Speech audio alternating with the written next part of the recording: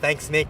I'm standing here at the MCG, just right outside the MCC members gates. And although it's only a Thursday afternoon right now, the whole place is buzzing with activity in anticipation for this Saturday's AFL Grand Final. Coincidentally, on my right is actually the site of the AFL Football Festival, where families and kids can enter the premises for free and participate in football-related activity, enjoy food and music, and meet the likes of football royalty such as Anthony Koutoufides. Also, right behind me, inside the G, just a moment ago, you could actually hear this year's Grand Final entertainers, the Black Eyed Peas and Jimmy Barnes, going through their rehearsals for their Grand Final concert. But everyone here in Melbourne seems to be in really high spirits and really looking forward to this Grand Final. But however, like all Grand Finals of the recent times, there's been lots and lots of negative issues on the ticketing, and this year is no exception, with many fans voicing their displeasure at the AFL at how tickets are allocated and how the ticketing system works.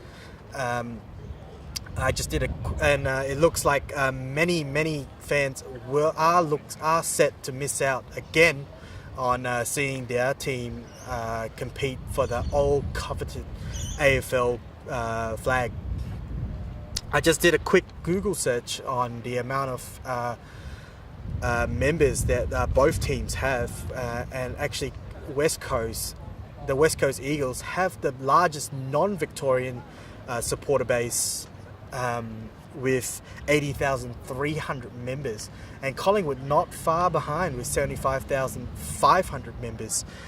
And it's shocking to know that the AFL has only allocated 40,000 tickets of the 100,000 to these two clubs for their members to share. Also, with the rest of the tickets that the AFL has said that it has allocated it to its corporate sponsors, for the corporate box, for clubs such as the MCC, for AFL members, and so on. Also, if you did manage to get your hands on a ticket, to reserve it would have set you back another $180. Well, that's the next cheapest price, $180. And then moving on, the most expensive was $410. And if you were coming from Perth, you would have to factor in your flight costs and your accommodation. And so the AFL Grand Final has not been cheap, or it's not cheap for fans.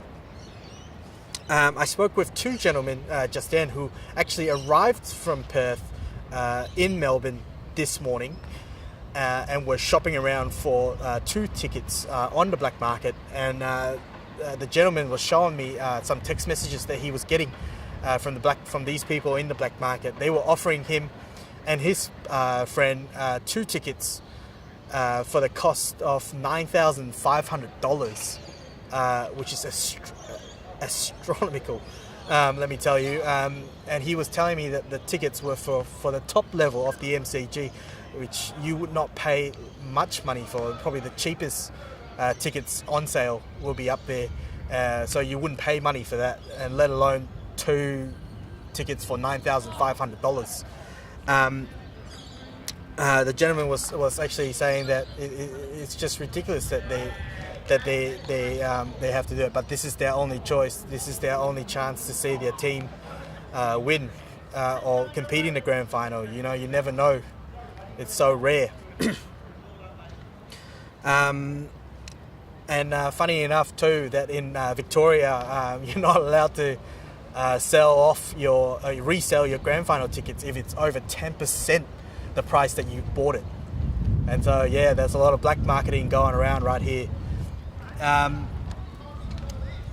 With AFL memberships also steadily increasing, the AFL actually welcomed its 1 millionth member this year, and AFL is actually improving in the sense that it is more friendly and more people wanting to watch it, more people wanting to pay to be a member and support a club. However, the grand final, with the grand final being at the MCG, and the MCG only taking in holding capacity of just over 100,000 people, it's a wonder if anyone's going to be able to get a ticket, or it's a wonder why we're having all these problems with ticketing. And so it looks like for many fans, the best way to enjoy their grand final will be to watch the grand final at home, as this will be the best, cheapest option for them. Thank you. Back to you, Nick.